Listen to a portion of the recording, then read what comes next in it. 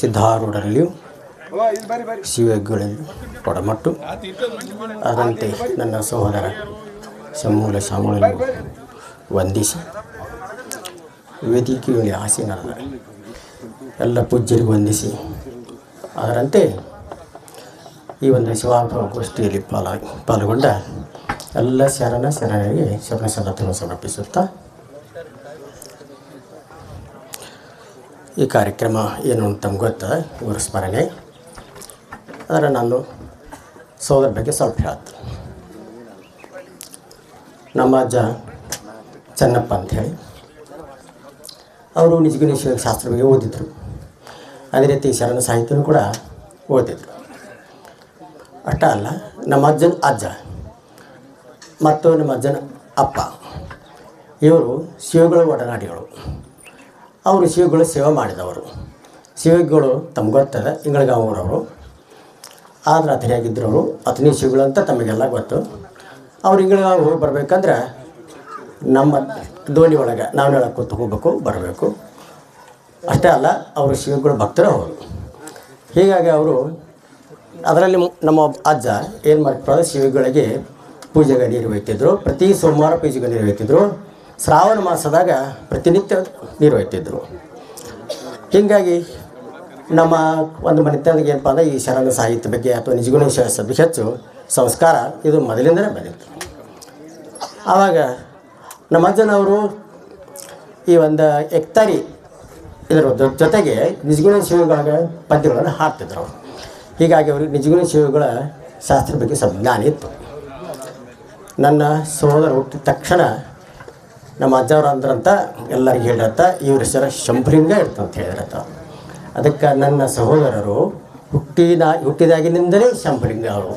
ತದನಂತರ ಕೂಡ ಶಂಭುಲಿಂಗ ಅವರು ಶಂಭುಲಿಂಗ ಇವರು. ತದನಂತರ ಅವರು ಹೆಂಗಿತ್ತಪ್ಪ ಅವರು ಹೇಳಿದ್ರು, ನಮ್ಮ ತಾಯಿಯವರು ನಮ್ಮ ಸಹೋದರರು ಹೇಳ್ತಾರೆ ಮತ್ತು ಸಹೋದರರು ಹೇಳ್ತಾರೆ, ಭಾಳ ಹೂ ಮನುಷ್ಯಂತೆ. ಅಷ್ಟೇ ಸಿಟ್ಟು. ಬಹುಶಃ ಕೆಲವು ಮಂದಿ ಗೊತ್ತಾಗಿರ್ಬೇಕು ಅವ್ರಿಗೆ ಎಷ್ಟು ಸಿಟ್ಟಿತ್ತು ಅನ್ನೋದು ತಮ್ಗೆ ಗೊತ್ತಿರಬೇಕು. ಅಷ್ಟೇ ಅಲ್ಲ, ಅಷ್ಟ ಹುಮ್ಮ ಇದ್ದರು ಅವರು. ಆಮೇಲೆ ಅವರು PUC ಮೆಟ್ರಿಕ್ ಮುಗಿಸ್ರು. ಅಷ್ಟೇ ಅಲ್ಲ, ಅವರು ಸಾಲಾಗಿದ್ದಾಗನೇ ಮೆಟ್ರಿಕ್ ಒಳಗಾಗಿನೇ ಅವರಿಗೆ ಏನೇನು ಕಲ್ತಿದ್ರೆ ನಿಮ್ಗೆ ಹೇಳಿದ್ರೆ ಬಹುಶಃ ನಿಮ್ಗೆ ವಿಚಿತ್ರ ಅನಿಸ್ಬೋದು. ಅವರು ಕುಸ್ತಿ ಆಡೋಕ್ಕೂ ಬರ್ತಿತ್ತು, ಹಾರ್ಮೋನಿಯಂ ಬಾರ್ಸೋಕೆ ಬರ್ತಿತ್ತು, ತಬಲಾ ಬಾರ್ಸೋಕೆ ಬರ್ತಿತ್ತು, ತಮಡಿನೂ ಬಾರಿಸ್ತಿದ್ರು, ಆಮೇಲೆ ಚಲಂ ಬಾರಿಸ್ತಿದ್ರು, ಸಾರಂಗಿ ಬಾರಿಸ್ತಿದ್ರು, ಕೊಳಲು ಓದ್ತಿದ್ರು. ಅವ್ರಿಗೆಲ್ಲ ಶಾಸ್ತ್ರ ಅಥವಾ ಏನಂತೀರಿ ವಿದ್ಯೆಗಳು ಅವ್ರ ಪಾರಂಗತೆ ಇದ್ದರು. ಒಬ್ಬ ಯಾರೋ ಹೊಳೆಯಾಗ ಜಳಕ್ಕೆ ಹೋದಾಗ ಒಬ್ಬ ಮನುಷ್ಯ ಅವ್ರಿಗೆ ಕೀಟಲೆ ಮಾಡಿದೆ. ಏನು ಮಾಡಿದ ಅಂದ್ರೆ ಅವರು ಅರಿಗೆ ಹುಡುಗ ಕುಸ್ತಿಲಿನ ಬಾ ಅಂತ ಹೇಳಿಸಿದ. ಆವಾಗ ನನ್ನ ಸಹೋದರ ಅಂತ ನಾನು ಮಾಡ್ತೀವಿ ಯಾಕೆ ಮಾಡಿ ನೀವು ಹೋಗಂತ ಅವ್ರು ಕೇಳತ್ತೆ, ನೀ ಅಂಜುತ್ತಿ ನನಗೆ ಅಂಜಾತಿದ್ದಿ ಬಾ ಕುಸ್ತಿದಾಗ ಅಂತ ಹೇಳಿರತ್ತ. ಅದಕ್ಕೆ ಅದೇನು ಮಾಡ್ತೀಪ್ಪ ಹೋಗು ಅಂತ ಕೇಳಿರತ್ತವ. ಬಾ ನೋಡು ನೀನು ನಾನು ಹೋಗಿ ನೋಡೋಣ ಅಂತ. ನನಗಿಂತ ದೊಡ್ಡವ್ರು 2ನೇ ನಂಬರ್ ಅನ್ನೋರು ಹೇಳಿದ್ದೆವು. ಆಯ್ತು, ಇಬ್ಬರು ಕುಸ್ತಿ ಇಡತ್ತ. ನಮ್ಮ ಅಣ್ಣವ್ರು ಏನು ಮಾಡತ್ತ, ಯಾವ ಕೀಟಿಲ್ಲ ಮಾಡಿದ್ದ 2 ಕಲಿ ಎತ್ತು ಮ್ಯಾಲೆ ಹಿಡಿದು ಬಿಟ್ರತ್ತ. ತಪ್ಪಾತ್ ನನ್ನ ಕಡೆ ಬಿಟ್ಟು ಬಿಡೋದತ್ತ. ಆವಾಗ ಅವರು ಬಿಟ್ರತ್ತ. ಅಂದ್ರೆ ಕುಸ್ತಿಯಲ್ಲಿ ಸಹಿತ ಅಷ್ಟೊಂದು ಅವರು ಪರಿಣತಿದ್ರು. ಮೆಟ್ರಿಕ್ ಹೋಗಿಲ್ಲ. ಹಾಗಾಗಿ ಎಲ್ಲ ವಿದ್ಯೆಗಳನ್ನು ಕಲಿತರು. ಆಮೇಲೆ ನಂತರ PUC ಮುಗಿಸಿ ಬೆಳಗಾವಿ BSc ಕಲಿತರು. ಅಷ್ಟರೊಳಗೆ ಅವರಿಗೆ ಏನಪ್ಪ ಅಂದ್ರೆ ಆಧ್ಯಾತ್ಮ ಸ್ವಲ್ಪಗೆ ಒಲವು ಸಾಕಷ್ಟಿತ್ತು. ಅವರು ಸಾಕಷ್ಟು ಡಿಸ್ಕಷನ್ ಸಹಿತ ಅಂದರೆ ವಿಮರ್ಶೆ ಮಾಡ್ತಿದ್ರು. ಆಮೇಲೆ ಮುಂದೆ ರಾಮಚಂದ್ರ ಶಿವಗಳು ಕೂಡ ಅವರಿಂದ ಅವರಿಗೆ ಲಿಂಗ ದೀಕ್ಷಾ ಆಯಿತು. ಆಮೇಲೆ ರಾಮಚಂದ್ರ ಗುರುಗಳು ನಮ್ಮ ಹುಡುಗಿನ ಕರ್ಕೊಂಬಂದುಬಿಟ್ರು. 1972 ಅವ್ರು MA ಮುಗಿಸ್ಕೊಂಡು ಬಂದರು. ಅವಾಗ ನಮ್ಮನ್ನು ಸಹಿತ ಏನು ಮಾಡ್ತಾಯಿದ್ದೆ, ಪ್ರವಚನ ಕರ್ಕೊಂಡು ಹೋಗಿಬಿಡ್ತಿದ್ರು. ನಾವು ಮನೆ ಪ್ರವಚನ ಕೇಳಕ್ಕೆ ಹೋಗ್ತಿದ್ದು. ಎಲ್ಲೇದು ನಮ್ಮೂರಾಗಿದ್ದರು ಶಾಲೆ ಒಳಗೆ ಪ್ರವಚನ ಹೇಳ್ತಿದ್ರು. ಆಮೇಲೆ ಏನಪ್ಪ ಅವ್ರು ಶಾಲೆ ರೂಮ್ಸ್ ಕಟ್ಕೊಟ್ರೆ ಅಲ್ಲಿ ಹೇಳ್ತಿದ್ರಿಲ್ಲ ಅಂತಂದ್ರೆ ನಮ್ಮ ಮನೆ ಒಳಗೆ ಅವ್ರು ಪ್ರವಚನ ರಾಮಚಂದ್ರಗಳು ನಮ್ಮ ಮನೆ ಒಳಗೆ ಪ್ರವಚನ ಹೇಳ್ತಿದ್ರು. ಯಾಕಂದ್ರೆ ನಾವು ಬೇರೆಯವ್ರ ಮನೆಯಾಗಿದ್ದು ನಮ್ಮ ಮನೆ ಖಾಲಿ ಇತ್ತು.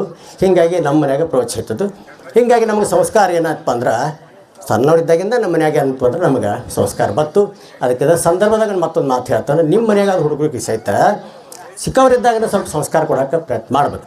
ಯಾಕಂದ್ರೆ ಒಮ್ಮೆ 20-30 ವರ್ಷ ಆದಗಳು ಅಂದರೆ ಅವ್ರು ಕೆಲವೊಂದು ತಿಳಿಯಾಗಿ ಹೋಗೋದಿಲ್ಲ ಅದು.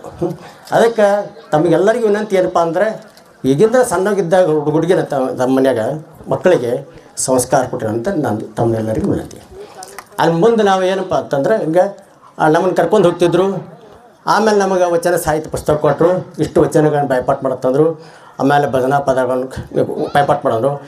ಆವಾಗ ಪ್ರವಚನ ಮುಗಿದ್ರು ಪ್ಲೇ ಅಲ್ಲಿ ಬೇರೆ ಕಡೆ ಟಿಫಿನ್ ತಯಾರು ಅದು ಉಪ್ಪಿಟ್ಟು ಏನಾರು ಅವಲಕ್ಕಿ ಏನಾರು ಮಾಡ್ತಿರ್ತಾರೆ ಆಗ್ತಕ್ಕ ನನಗೆ ಏನು ಮಾಡೋದು ಭಜನೆ ಮಾಡಕ್ಕೆ ಹಚ್ಚಾರ ಹೇಳ ಭಜನ ಒಂದಾಗಾರ ಒಂದು ಭಜನೆ ಅಂತ ಹೇಳ್ತಾರೆ ಮನೆ. ಹೀಗೆ ನಮಗೆ ಸಂಸ್ಕಾರ ಬಂತು. ಆಮೇಲೆ ಮುಂದೆ ನಾನು ಎಲ್ಲೆಲ್ಲಿ ಹೋದ್ನಿ, ಎಲ್ಲೆಲ್ಲಿ ಮುಗಿಸು ಬಂದು ಅಲ್ಲಿ ನಾನು ಧಾರವಾಡದ ಮುರುಘಾ ಮಠಕ್ಕೆ ಇದ್ದಾಗ ನಮ್ಮದು ಒಂದು ಸ್ವಲ್ಪ ಅಲ್ಲೆಲ್ಲ ಮಠದೊಳಗೈತಿ ಶರಣ ಸಾಹಿತ್ಯದ ಹೆಚ್ಚು ಒಲವು ಇರ್ತದೆ. ಅಲ್ಲಿ ಶರಣ ಸಾಹಿತ್ಯದ ಬಗ್ಗೆ ನನಗೆ ಒಂದು ಸ್ವಲ್ಪ ಒಲವು ಬಂತು. 1995-96 ಬಂದಾಗ ನಾನು ಅವ್ರಿಗೆ ಸ್ವಲ್ಪ ಈ ನಿಜಗುಣ ಶಿವಶಾಸ್ತ್ರ ಮತ್ತು ಬಸವನ ಡಿಸ್ಕಷನ್ ಶುರು ಮಾಡಿದರು.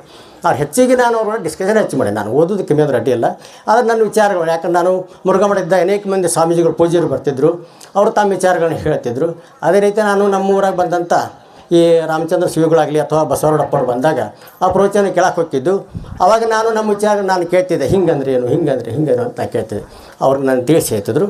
ಅವಾಗ 1996 ನಾನಂದರೆ ಈ ಕೈವಲ್ಯ ಪದ್ಧತಿ ಒಳಗೆ ನಿಜಗುಣ ಶಿವಗಳು ಶಿವಗೆ ಹೇಳ್ಯಾರ ಅಂದಾಗ ಆವಾಗ ನನ್ನವ್ರು ಹೇಳಿದರು, ನಿಜಗುಣ ಶಿವಗಳು ಬಿಟ್ಟು ಏನೂ ಹೇಳಿಲ್ಲ ಅಂತ ಹೇಳಿದ್ರು. ಅಟ್ಟ ಅಲ್ಲ ಅದನ್ನು ಬಿಟ್ಟು ಮತ್ತೆ ಹೇಳಿದ್ರು. ಏನಪ್ಪ ಅಂದರೆ ಇದಾಗ ಹೇಳಿದ್ರಲ್ಲ ಅವರೆಲ್ಲ ಏನಪ್ಪ ಅದಕ್ಕೆ ಗುರುಗೃಹಸ್ಥೆ ಅನ್ನೋ ಒಂದು ಮಾತಾಗಲಿ ಅಥವಾ ನಿಜಗುಣ ಶಿವಗನೇ ಹೇಳ್ಯಾರ ಈ ಮಾತನ್ನು ನಾನು ಹೇಳಿಬಿಟ್ನಂದ್ರೆ ಇದು ಭಾಳ ದೊಡ್ಡ ದಯ ಹೇಳ್ತೈತಿ.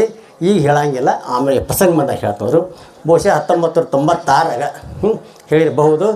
ಏನಪ್ಪ ಅಂದ್ರೆ ಗುರು ಗೃಹಸ್ಥನೇ ಇರುತ್ತಾನೆ ಮತ್ತು ನಿಜಗುಣ ಶಿವಗನ ಹೇಳ್ಯಾರು, ಶಿವಗನ ಬಿಟ್ಟು ಬೇರೆ ಏನೂ ಹೇಳಿಲ್ಲ ಅಂದ್ರು ಪ್ಲೇನ ಬಹುಶಃ ಭಾಳಷ್ಟು ಮಂದಿ ಓದಿದವರು ಭಾಳಷ್ಟು ಮಂದಿ ತಿಳ್ಕೊಂಡು ಗಡಬಡಿಸಿ ನಿಜಗುಣ ಶಾಸ್ತ್ರವನ್ನು ಮತ್ತೊಮ್ಮೆ ತಿರುಗಾಡಿ ಓದಿರ್ಬೇಕು ನನಗೆ ಅನಿಸ್ತದೆ.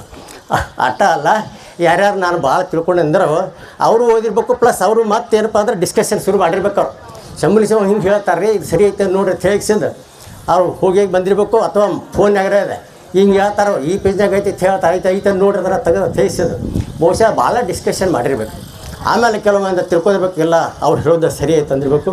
ಕೆಲವು ಮಂದಿ ಇವ್ರೇನು ಹೇಳ್ತಾರೆ ಅಂದಿರ್ಬೋದು, ಇಲ್ಲ ನಂಗಿಲ್ಲ ಇವ್ರೇನು ಹೇಳ್ತಾರೋದು ಮತ್ತೆ ನೋಡೋಕ್ಕೆ ಏನು ಇದನ್ನು ಅಭ್ಯಂತರ ಇಲ್ಲ. ಆದರೆ ಮೊದಲು ತಕರಾರು ಮಾಡೋರು ಯಾರಂತ ಹೇಳಿದ್ರೆ ನೀವು ಬಹುಶಃ ನಿಮ್ಗೆ ಹೆಂಗೆ ಅಂತ ಅನ್ಬೋದು. ಮೊದಲು ತಕರಾರು ಮಾಡಿದ್ರೆ ಯಾರೂ ಅಲ್ಲ, ನಮ್ಮ ಕಾಕ, ಸ್ವತಃ ನಮ್ಮ ಕಾಕ, ನಮ್ಮ ಅಪ್ಪನ ತಮ್ಮನ ತಕರಾರು ಮಾಡಿ ದೊಡ್ಡರಾಗಿ ಹೇಳಿದ್ರು. ಗೃಹಸ್ಥರಿ ಅಂತ ಹೇಳಕ್ಕೆ ಶುರು ಮಾಡ್ರಪ್ಲೆ ನಮ್ಮ ಕಾಕ ಬಂದು ಕಿಸಿದೆ ಹಿಂಗೆ ಹೇಳ್ತಾರೆ. ಅದು ಶಾಸ್ತ್ರ ಹಂಗತಿ, ನಾ ಹಂಗೆ ಹೇಳ್ತನು, ನಾ ಏನು ತಪ್ಪ ನಾ ಹೇಳ್ತಾನೆ, ನೀ ಕೇಳ ತಪ್ಪಿದ್ರೆ ಹೇಳ, ನೀ ಬಂದಂದ್ರೆ ನೀ ಹೇಳಂಗಿಲ್ಲ ಬಂದು ಹೇಳೋತ್ತಾನೆ. ಆಯ್ತಂದ್ರು ಮನೆಗೆ ಬಂದು. ಆದರೆ ಹೇಳಿದ್ಬಿಟ್ರು ಅವರು ಹೇಳಿದ್ಬಿಟ್ಟಿಲ್ಲ. ಯಾವ ಸತ್ಯ ಆಗೈತಿ? ನನ್ನ ಸಹೋದರ ಶಂಭುಲಿ ಶ್ಯಾಮರು ಹೇಳೋದನ್ನ ಸತ್ಯ ಆಗೈತೆ. ಅದು ಒಂದೇ ಮಾತಲ್ಲ, ಅನೇಕ ವಿಚಾರ ಹೇಳ್ಯಾರ ಅವ್ರು. ಬರೀ ಗುರುಗ್ರಸ್ತನೂ ಅಷ್ಟಲ್ಲ, ಅಥವಾ ನಿಜಗುಣ ಶಿವವನ್ನು ಹೇಳ್ಯಾರ ತನ್ನೂ ಅಷ್ಟಲ್ಲ ಹೇಳಿದ್ರೆ ಮತ್ತು ಅನೇಕ ವಿಚಾರಗಳನ್ನು ಹೇಳ್ಯಾರು. ಅಷ್ಟಲ್ಲ, ಪ್ರತಿಯೊಂದು ಶಬ್ದವನ್ನು ಸಹಿತ ಹಿಂಜಿ ಹೋಗಿತ್ತು ಅನ್ನೋದು ರಾಮಾಯಣ ಫಸ್ಟಕ್ಕೆ ಹೇಳಿಬಿಟ್ಟಾರ. ಹಾಂ, ಯಾರಿಗೆ ಮುಕ್ತಿ ಅನ್ಬೇಕು, ಯಾರಿಗೆ ಹೇಗೆ ಅನ್ಬೇಕು, ಪ್ರತಿಯೊಂದು ಶಬ್ದವೂ ಕೂಡ ಹಿಂಜಿ ಹೋಗಿದ್ಬಿಟ್ರು. ಅವು ಪ್ರತಿಯೊಂದು ಶಬ್ದ ಎಲ್ಲರೂ ತಾವು ಸಹಿತ ಇದು ಹೇಳ್ಯಾರನ ಹಿಂಗೆ ಹೇಳ್ಯಾರ ಅಂತ ಬಹುಶಃ ತಾವು ಮತ್ತೊಮ್ಮೆ ಬುಕ್ಸ್ ನೋಡಿರ್ಬೋದು. ಅದೇ ರೀತಿ ತಾವು ಸಹಿತ ಚಿಂತನೆ ಮಂಥನ ಮಾಡಿರ್ಬೇಕು. ಯಾವ ರೀತಿ ಅರ್ಥ ಮಾಡ್ಬೇಕು ಅನ್ನೋದನ್ನು ಸಹಿತ ಅವರು ತಮಗೆಲ್ಲರಿಗೂ ತಿಳಿಸಿ ಹೇಳ್ಯಾರ. ಅದ್ರಾಗ ಸಮಸ್ಯೆ ಅಲ್ಲ, ನನಗೂ ಸಹಿತ ತಿಳಿಸಿ ಹೇಳ್ಯಾರ. ನಾನು ಅನೇಕ ಪ್ರಶ್ನೆಗಳನ್ನು ಕೇಳ್ತಿದ್ದೆ. ಸಹಜ ನಾನು ನಿಜಗುಣ ಶಿವಶಾಸ್ತ್ರ ಓದಿದಾಗ ನಾನು ಇಲ್ಲಿ ಇದ್ರಾಗ ಜಂಗಮ ಅಂತ ಬಂದಿಲ್ಲಲ್ಲ ತನ್ನೆ, ಯಾಕಂದ್ರೆ ಅಲ್ಲಿ ಅಷ್ಟ ಅವನ್ನ ಪಂಚಾಚಾರ ಶತಸ್ಥಳಕ್ಕೆ ಬಂದವ ತಮ್ಗೆ ಗೊತ್ತದ. ಇದ್ರಾಗ ಜಂಗಮ ಅಂತ ಎಲ್ಲಿ ಶಬ್ದ ಐತೆ ನಾ ಕೇಳಿದಾಗ ಅವ್ರು ಅಂದ್ರೆ ಇಲ್ಲಿ ಪ್ರಮಥರನ್ನು ಶಬ್ದ ಉಪಯೋಗ ಮಾಡ್ಯಾರ ಅವರು. ಹಂಗಂದ್ರೆ ಏನಕ್ಕೆ ಪ್ರಮಥರನ್ನು ಅಂದರೆ ಚೆನ್ನಾಗಿ ಮತಿಸಿ ನೋಡೋ, ಚೆನ್ನಾಗಿ ಯಾರು ಮತಿಸ್ತಾರೋ ಅವರಿಗೆ ಪ್ರಮಥರು ತಂದಾರಂತ ಹೇಳಿ ಇದನ್ನ ಹೇಳ್ತೀವಿ. ಶರಣ ಸಾಹಿತ್ಯದಾಗ 2 ಶಬ್ದ ಬರ್ತಾವೆ ಅದನ್ನ ಹೇಳ್ತೀನಿ. ಮತ್ತು ಅನೇಕದಾಗ 2 ಶಬ್ದ ಚಿಂತನೆ ಮಂಥನ ಸಲ ಹೇಳ್ತೀನಿ. ಒಂದು ಭವಿ ಭಕ್ತ ಅಂತ ಒಂದು ಶಬ್ದ ಬರ್ತದೆ, ಇನ್ನೊಂದು ಜಂಗಮ. ಭವಿ ಅಂತ ಯಾರಿಗೆ ಅನ್ಬೇಕು ತಮಗೆ ಗೊತ್ತದ. ಭವಿ ಯಾರಿಗೆ ದೀಕ್ಷಾ ಆಗಿಲ್ಲ, ಲಿಂಗ ದೀಕ್ಷಾ ಆಗಿಲ್ಲ ಅವ್ರಿಗೆ ಬರಬೇಕು. ಬರೀ ದೀಕ್ಷಾ ಅನ್ನಂಗಿಲ್ಲ, ಲಿಂಗ ದೀಕ್ಷಾ ಅನ್ಬೇಕು. ಬರೀ ದೀಕ್ಷಾ ಅಂದ್ರೇನು, ಲಿಂಗ ದೀಕ್ಷೆ ಎಲ್ಲರೂ ದೀಕ್ಷಾ ಅನ್ಬೋದಿಲ್ಲ ನಂಗಿಲ್ಲ. ಆದರೆ ಇಲ್ಲಿ ನಾವು ಲಿಂಗ ದೀಕ್ಷಾ ಅನ್ಬೇಕು ಬೆಳೆ ಬರ್ತೈತಿ. ಇನ್ನೊಂದು ಶಬ್ದ ಯಾವುದಪ್ಪ ಅಂದರೆ ಜಂಗಮ ಅನ್ನೋ ಶಬ್ದ ಹೇಳ್ತೀನಿ. ಯಾಕನ್ನೋ ಕಾರಣ ಹೇಳ್ತಾನು. ಭವಿಯತ್ ಯಾರಿಗೆ ಅಂದರು, ಯಾರಿಗೆ ದೀಕ್ಷಾ ಆಗಿಲ್ಲ ಅವ್ರಿಗೆ ಭವಿ ಅಂದರು. ಭಕ್ತಯತ್ ಯಾರಿಗೆ ಅಂದರು, ಯಾರಿಗೆ ಲಿಂಗ ದೀಕ್ಷಾ ಆಗೈತೆ ಅವ್ರಿಗೆ ಭಕ್ತ ಅಂದರು.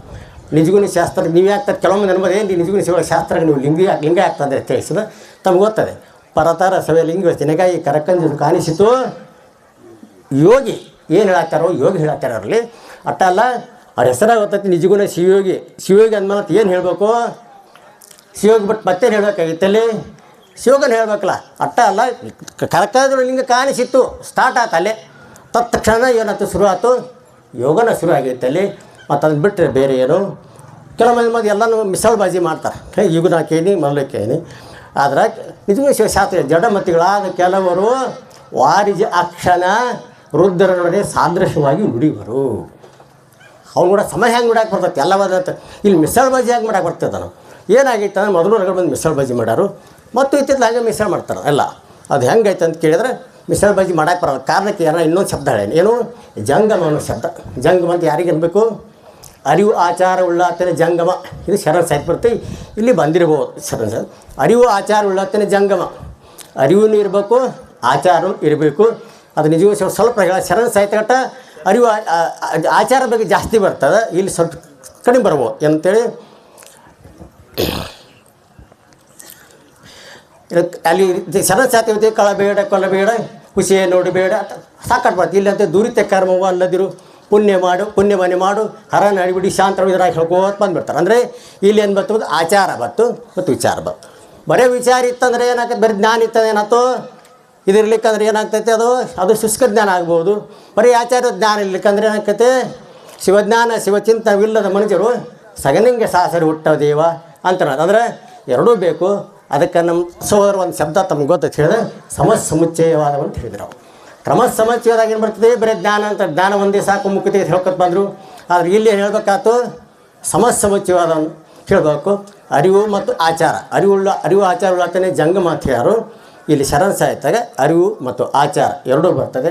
ಅದಕ್ಕೆ ಎರಡೂ ಶಬ್ದ ತಾವು ಮತ್ತೊಮ್ಮೆ ಚಿಂತನೆ ಮಾಡ್ಬೇಕು. ಯಾವಪ್ಪ ಅಂದ್ರೆ ಭವ್ಯ ಅಂದರೆ ಯಾರು, ಭಕ್ತ ಅಂದರೆ ಯಾರು, ಅರಿವು ಮತ್ತು ಆಚಾರ ಇಲ್ಲಿ ಹೇಳ್ಯಾರೋ.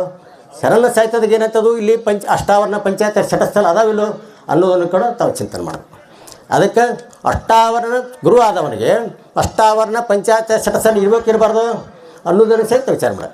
ನಾವು ಸಾಮಾನ್ಯವಾಗಿ ನಾವು ನೋಡಿದ್ವು 2-3 ಹೆಸರು ಗುರುಗಳು ಹೇಳ್ತಾರೆ.